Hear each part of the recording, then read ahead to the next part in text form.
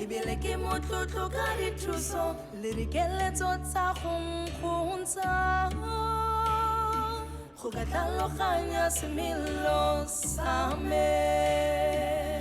Open hearts, open minds, great spirit will look to find a pilgrim's journey is told.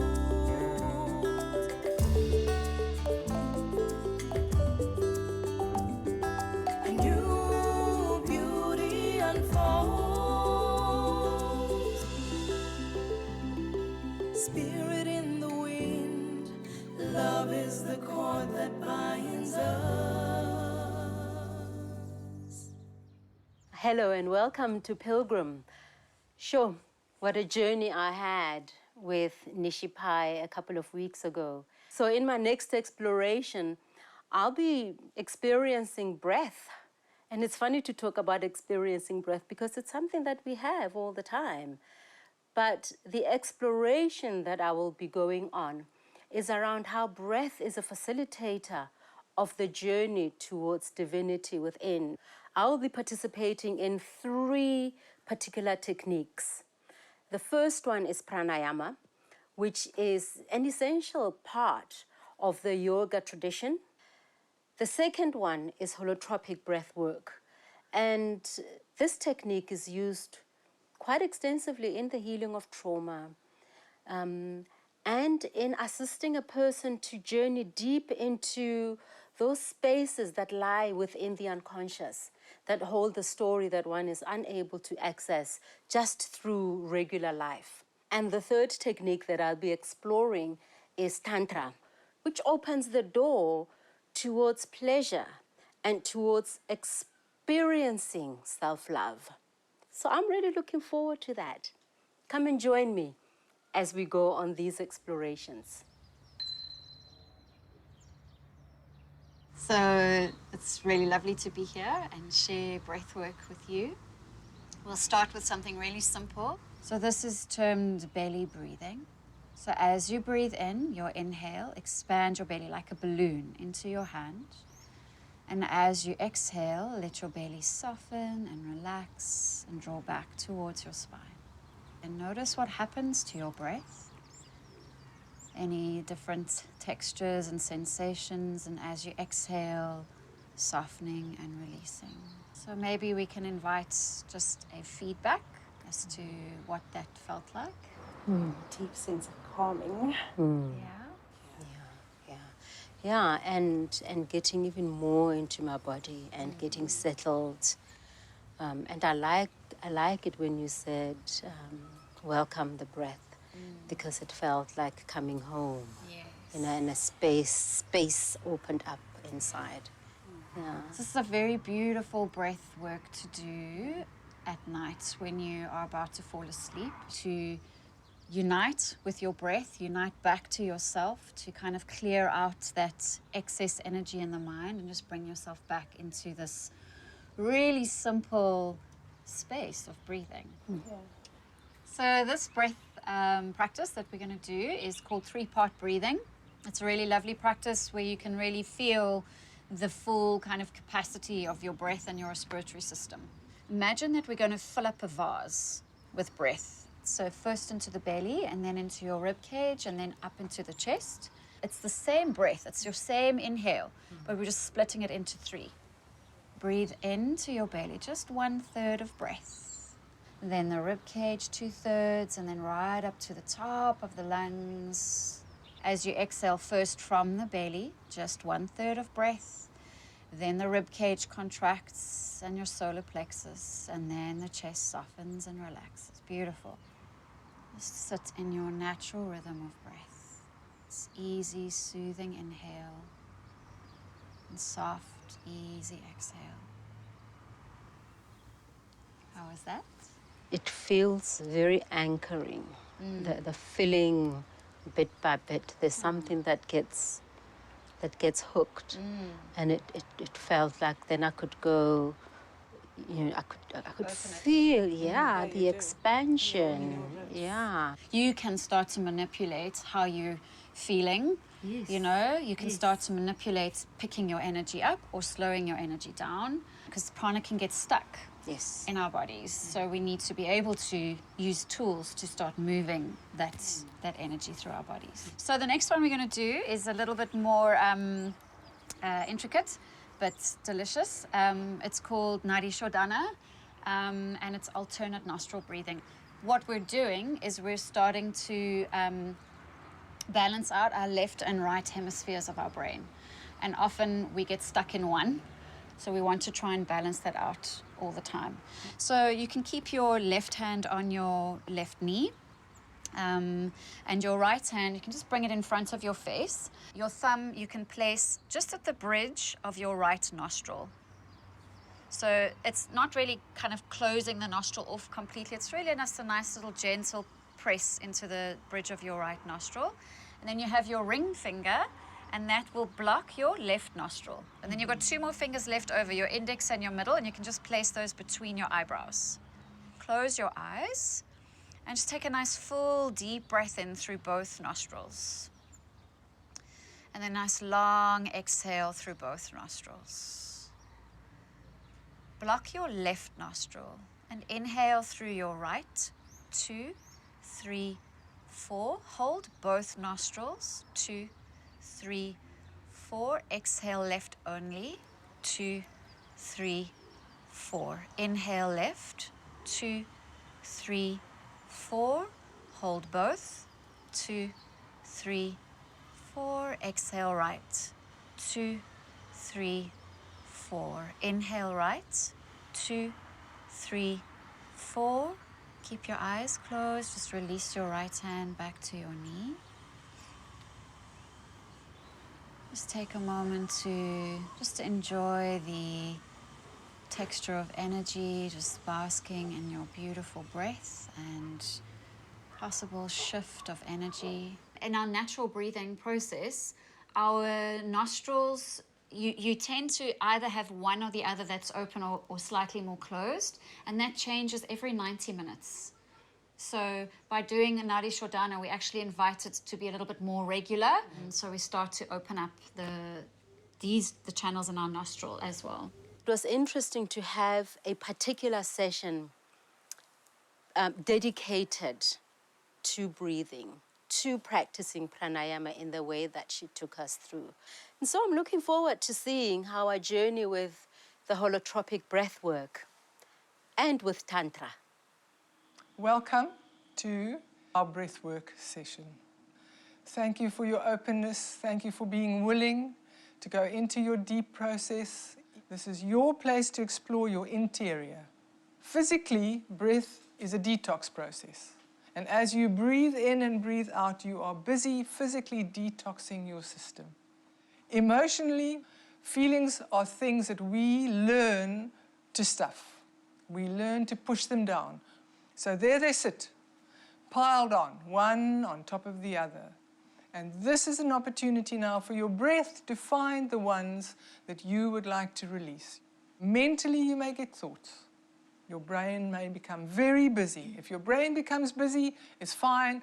Just follow the thoughts, but breathe them out. Let them go. Don't hold on to anything. The most important thing you can do in a breathwork session is that you find your breathing rhythm. It may be fast, it may be slow, and in order to get there, I always make the request, please breathe through your mouth.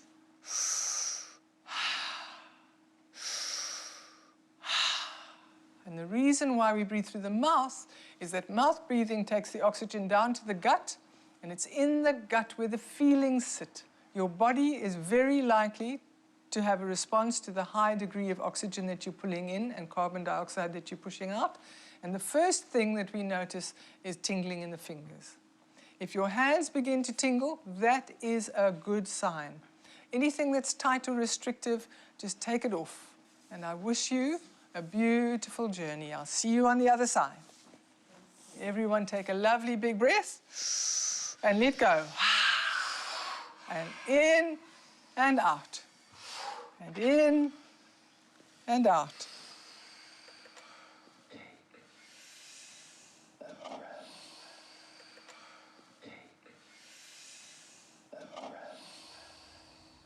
Breathwork has spoken to me since the 80s when I first started.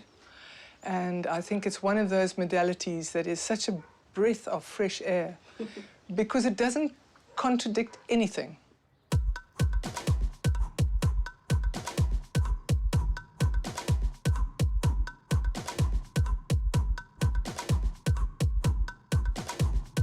Perhaps you understand how you react. Perhaps you can change your reactions. Perhaps you see how you've always misunderstood something in your life and you get a new insight into it. So these are the spaces that open up for us through the breath work. I love that. I love the idea of it opening up space so that I can get to see the obstructions that lie within me that I've possibly ingested through my life, and being able to recognize them and perhaps releasing them in some way. And I think the breath work can take you there. You just have to be willing. If something happens and your body feels uncomfortable, that's not the time to stop. If something happens and your emotions get rampant, that's not the time to stop. That's the time to really relax, breathe deeper, breathe even faster, and push whatever it is that's trying to come up. Push it away from the psyche, push it out, so that there's more space. So what is it that takes regular physiological breathing and turns it into holotropic breath work? The holotropic process was started with Stan Grof. He was using drugs in the early 50s to try and understand the mechanics behind the personality of the human being. He was using LSD and he was using cannabis and other holotropic medicines to try to understand. So his patients would go on a trip and then they would talk to him. And when these medicines became illegal in the States, he discovered that with breath and music, you could take clients to a similar space of an altered state of consciousness. And that altered state is produced by accelerated breath. You start to feel wonderful, you start to feel slightly high, you start to feel relaxed, you start to open up. And that is the space where then healing takes place. Suddenly the client finds that they have an insight to some issue that they've been carrying around for a long, long time. Or an issue may come up that they'd forgotten about, that's been stuck in their memory cells for years and years and years, an old abuse, an old rape, an old accident, something that stops the energy from flowing. Because what health is free flow of energy. Push away. Yes. Take the power. Take the power. Yes. Very often a client will say, I don't want to go back into my past because it's too traumatic. And the answer to that is no. You're not there in the past anymore. That has gone. You survived it. But you're here now holding on to the pain of that which upsets you in your daily life and going back to that fall, that original traumatic moment in a safe environment, held by someone who knows what they're doing, listening to beautiful music, using your breath to breathe it out. That can be extremely remedial and very healing. What's tight in there? Go in, explore. What's your hand telling you? Let it talk to you. What's going on? Ah! Ah!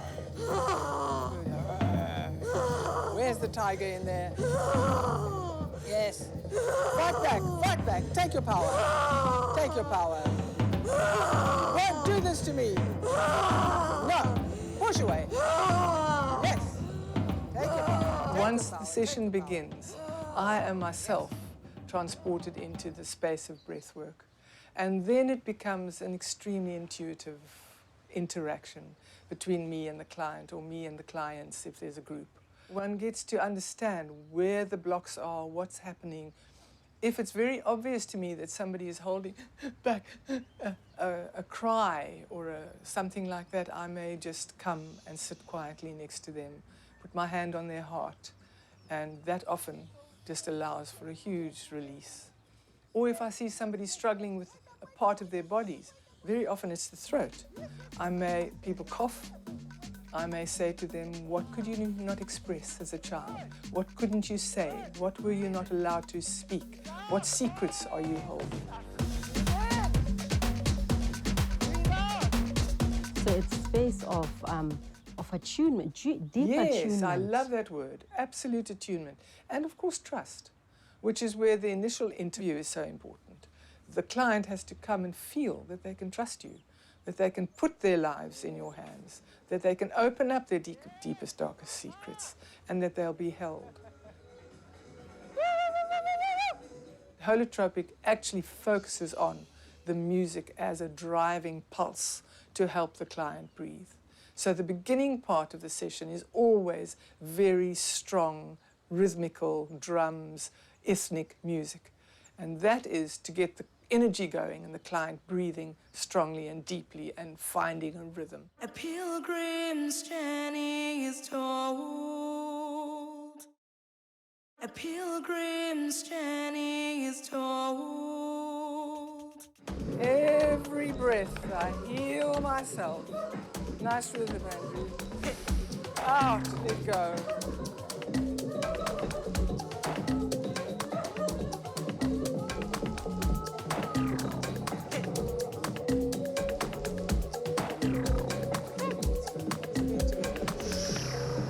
Then it goes into a sort of a journeying, sort of flowing, kind of non-rhythmical, but quite evocative music. Often people cry at that stage.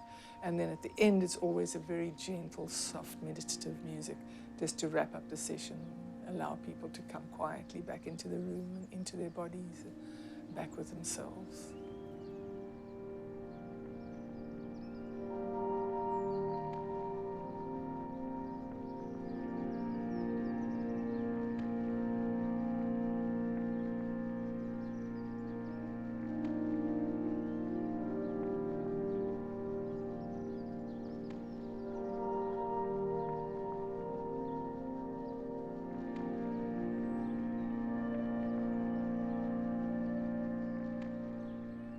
That was quite a journey for me. Lovely experience. Yeah, I didn't expect the physicality, you know, the engagement of my body. I didn't expect that. And how little control, conscious control, I would have of my own body. You know, right at the beginning, I could feel, I mean, I heard myself breathe, and you know, with the in and out and in and out. And I was thinking, oh, but where's my rhythm? You know, what's happening? You know, when am I going to get into something that's more constant and more repetitive? And very quickly, I let that go. You know, that judging mind became silent. And when it became silent, I think then my body started engaging. And as my body started engaging, that big journeying started happening.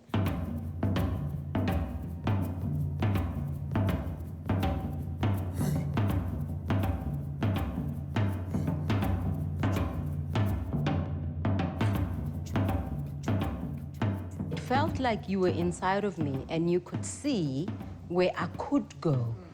So that even though I had a bit of trepidation, but having you there and saying, go there, absolutely took me there.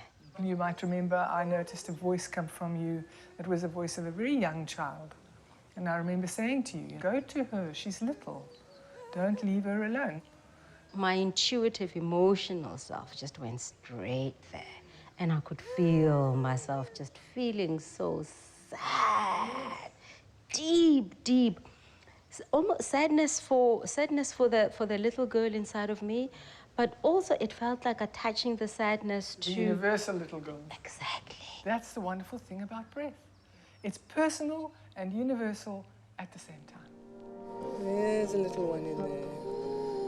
Can you hear her? Come home. Come home. Bring her home. Come home with me. Hold her hand. I heard you say, you know, you can hold her hand. It's fine to hold her hand. And my hands came together and they were holding each other.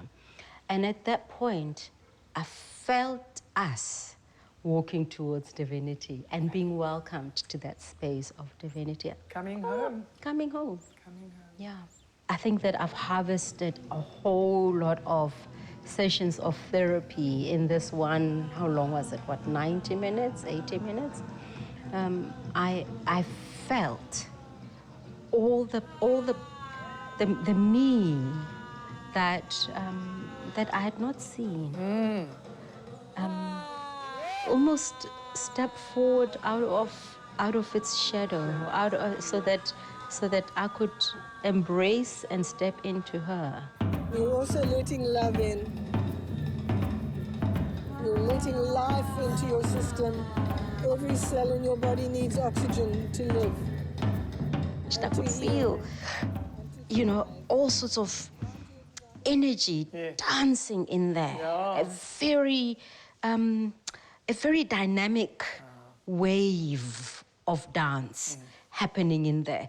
And my hands were like all tight. And I remember asking, please come. And then I asked you to please put your hand on my Manipur. And of course, Manipur is about power, isn't it? It's about personal. Yeah. And you said, no, put your own hand. But it's interesting because it is exactly about when do I give my power away to somebody else? And do I ever recognize that I have it inside of me? I can offer it to myself. I can pick myself up. Yes, the breath brings us home. Yeah. Brings us home to our power, to our greatness, to our love, to our compassion, to our oneness. Yeah. Just a very all-encompassing modality. Yes. One can come into a breathwork session with an agenda of something that you think is traumatic or that you're coming to breathe out or some kind of stress that's going on in your life. And then you go into a breathe and something completely different manifests. However, it always, for me, resolves with that connectedness to the one, that beautiful spiritual feeling of oneness. I didn't come into the breathe with any agenda. And interestingly enough, it was all sitting in the throat. And now I feel like I've released, like I've had that scream, that frustration, and I've released all that anger that's sitting inside my body, and I'm back to center. And I've often come to Erica broken, totally broken. And always at the end of a breathwork session, I feel like I've put all the pieces back together, and all the things that were traumatizing me or that I was unclear about, or my life path or my journey or whatever it is, somehow everything just sorts itself out because I'm back in my center, and I'm coming from a whole place, not from a broken place. It sounds like all the sessions that you've done, that it's like peeling layers of onions, and you're able to access even the subtle, very subtle bodies, like the chakras and the energy system of the body. There's no separation between the physical and the subtle realm. I mean, we talk about quantum fields. And that's actually what I feel like I plug into, the quantum field, when I breathe. And I do believe that it is our responsibility, all of our responsibility, is to hold our highest vibration, to be the best version of ourselves, because that is the only way that we really can impact and change the world that we live in. Whilst the breath became almost the fuel, the body became the vehicle, and the two worked together. I would lose control of my body, of my muscles.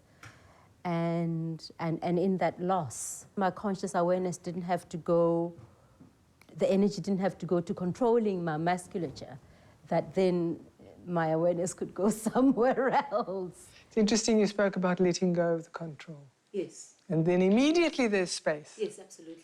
So we hang on, we cramp the space, and we don't even know we're doing it. I went in it without knowing anything at all. So I could feel something wanted to happen, but I was holding on too much because of my fear. But I definitely need to do something like that again. Does your body feel different just from taking the oxygen in? Yeah.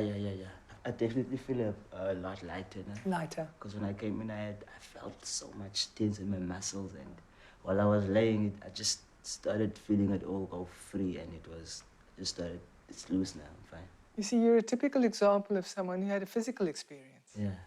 You see, and that's perfect.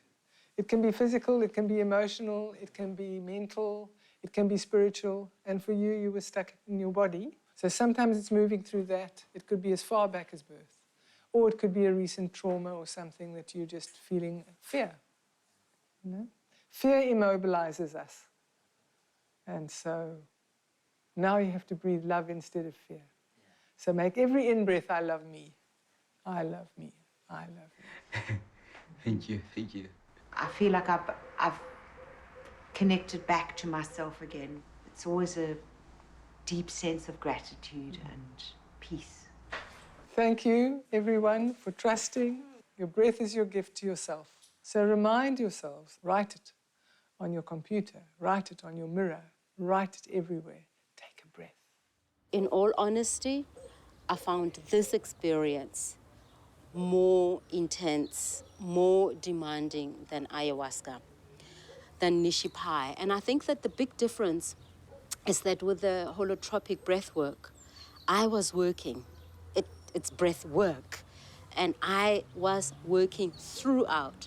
And I look forward to seeing what emerges with the next experience. A pilgrim's journey is told. A pilgrim's journey is told.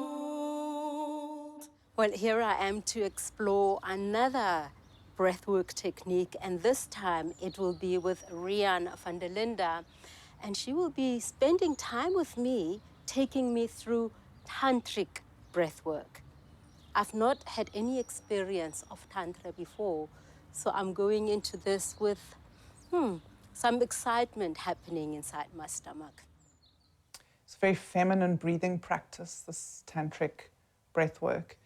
It's not a controlled type of breathing. It's a kind of out of control, letting go, loosening, relaxing breathwork practice. And what we're going to do is we're going to make more space so that the breath can actually pour into you, pour into us. That's the invitation. The question is, how much bliss can you stand? Oh, I mean, already that just it makes my body settle and calm down, and it makes me open up even more. I have this image of the masculine in me dancing with the feminine in me, and perhaps the masculine being in support so that the feminine in me can go wild. I'm imagining this wild woman inside of me. You're speaking of the thing that we all most long for, that sacred union, which really isn't about another. It's about becoming our own best beloved, and that union and merging of our own masculine and feminine qualities. So beautiful, beautiful dance. So one tip is, if you want to really activate your breathwork session, like you really want to go places with it, is you can do something that's called a double or a triple inhale. So that looks something like this. You breathe in, and then as the breath would naturally turn into an out-breath, you turn it into another in-breath. Well, I might try that. You might try it. Yeah. The first thing is we're going to breathe through an open mouth, in and out, through a wide open mouth. So the breath can really pour into your body. And the second piece is we're going to turn the breath like a wheel. So we're going to move the breath in and out. No pauses, no gaps. So it's an in-breath.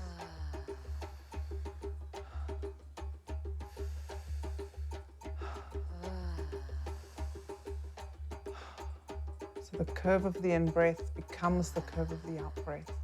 No pauses, no gaps. So it's a continuous, circular, connected, and conscious breathing rhythm. Okay. And then what we're looking for really is relaxation. So ultimately, with every out-breath, you're letting go. And you're dropping into your own being, into the ground of your own being. And then every in-breath is an invitation to take in more aliveness, to really connect. And that's the beautiful piece with the breath, is that the breath is the thread that connects us to everything. And if we follow that thread, then we can go right back to our source. Sometimes when we breathe like this and we so much prana and energy, chi's coming into the body, it's like aliveness going into places that actually are quite dull and dead in our bodies, and we can get what's called tetany, sort of cramping in the feet and the hands and sometimes in the face, and really nothing to be concerned about. You can just keep the breath going. What you can do is you can start to use a tiny little baby breath so that you're still keeping the breath moving, but it's not that big breath. And that can be really, you're self-regulating, you're containing, you're taking care of yourself.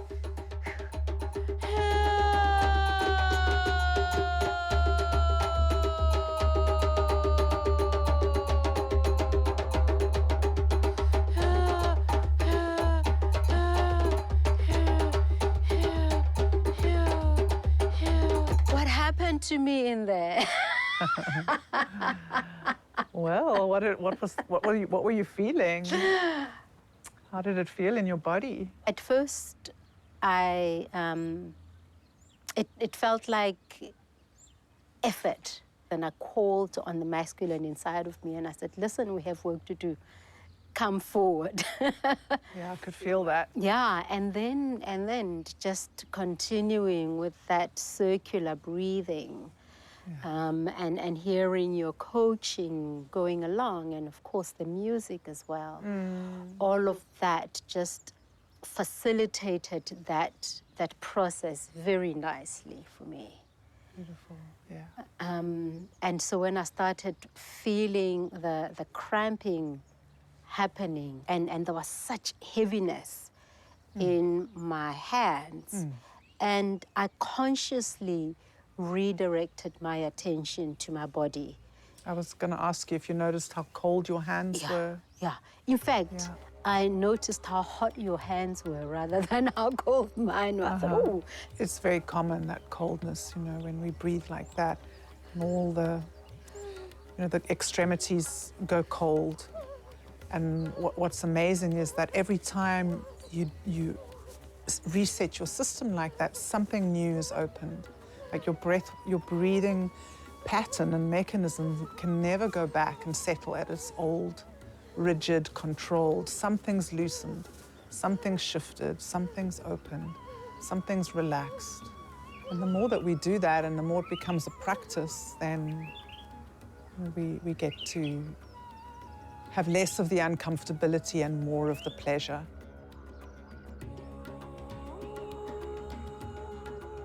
When I redirected my attention towards to the movement of the breath inside my body, I started feeling like a massage happening at the base of my spine, as if it's in the first chakra.